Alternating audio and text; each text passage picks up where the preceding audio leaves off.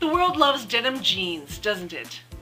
And when it comes to our jeans, we're very particular about the fit, especially when it comes to hem length.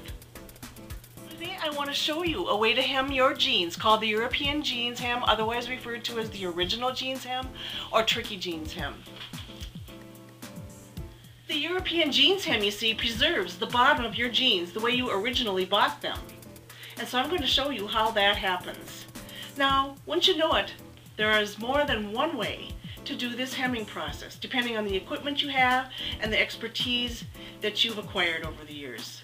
So follow along, you'll form your opinions about which you like better than others, but there's something out here for everyone when it comes to the original jeans hem.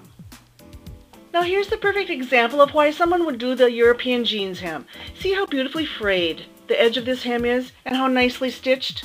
I don't have matching thread color, nor can I fray this with a new hem myself. The design houses are capable of doing this with some kind of fancy machine, and we don't have time to wait for a person to wear out their new jeans hem. So we're going to preserve this jeans hem. I'll show you how.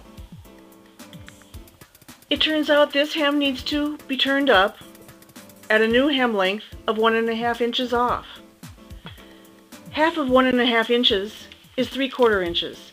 So I'll simply fold that much back, 3/4 inches, not including the existing hem, and pin it in place.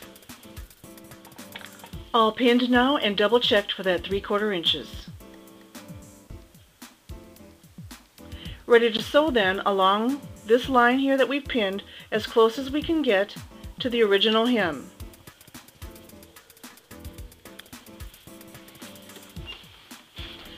Sewing with the free arm, we begin at a side seam, preferably the inner side seam.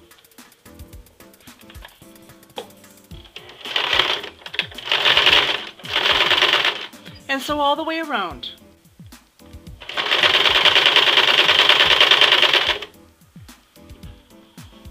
Here's where we sewed as close as possible to the original hem, all the way around. This is what it looks like on the underside. You've made a ridge of fabric, which you can choose to simply press under or trim with pinking and finish with a serger or some kind of zigzag stitch on your home sewing machine. It's that simple, but sometimes we need to do a variation on the theme.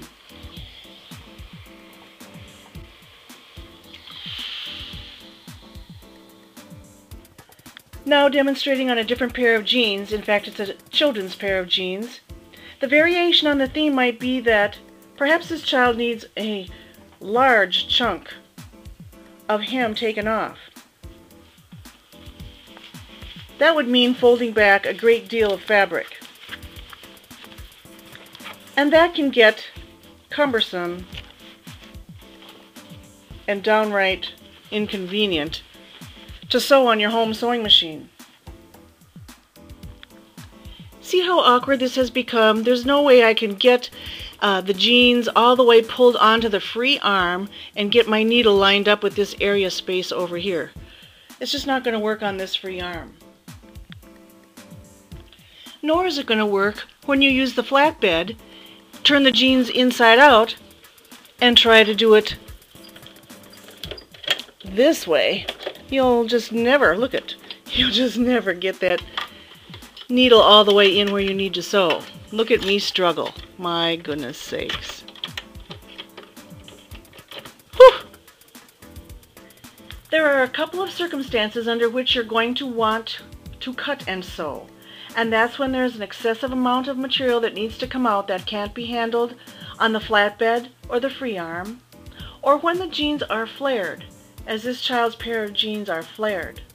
If you're going to be taking out several inches off the hem, you need to be careful, because when the pant leg matches up with the jeans original hem, you're going to have a problem. This piece is wider than the pants are. How are you going to get that on? You may not be able to. It may not be wise to hem the pants the original jeans hem way. The original jeans hem method really works best when the pants are as straight as possible and not a great deal of inches needs to come off the hem. So let's say for the sake of demonstration that only 2 inches needs to come off this hem, and we've decided to cut and sew. We've marked a chalk line 1/4 inch away from the original stitching line. From there, we'll measure 2 inches.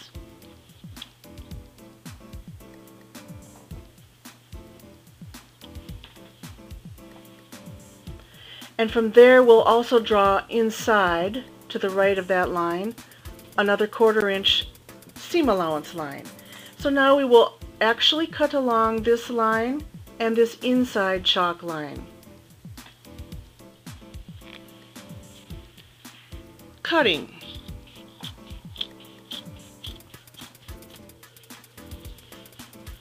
More cutting.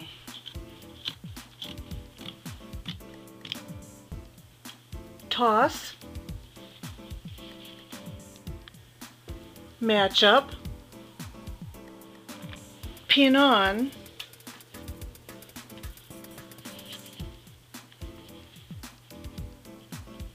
carefully matching side seams,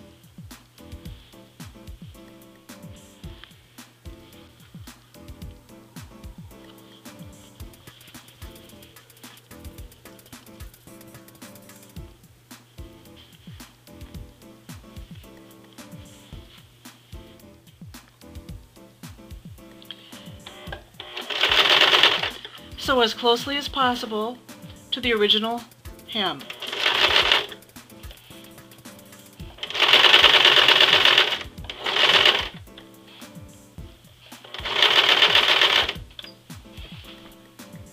Same finished result, the only difference being you need to figure out whether you're going to serge or zigzag the raw edge of the hem.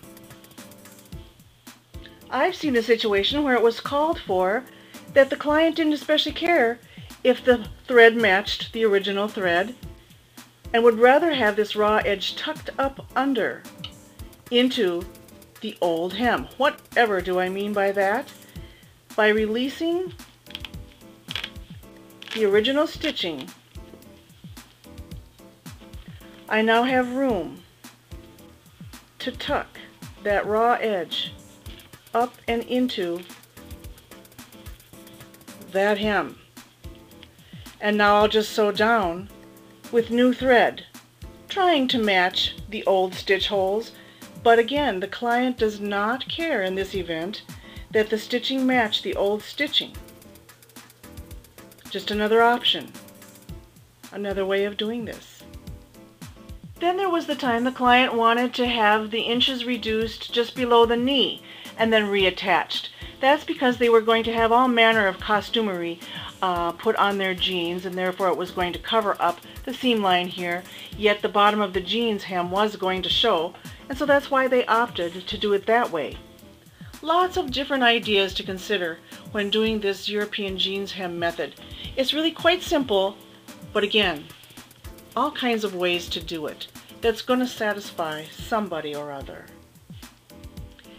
It's great to have this much variety, isn't it? I hope you've gotten all the information you need from this video so that you can have your own excellent European jeans hem experience.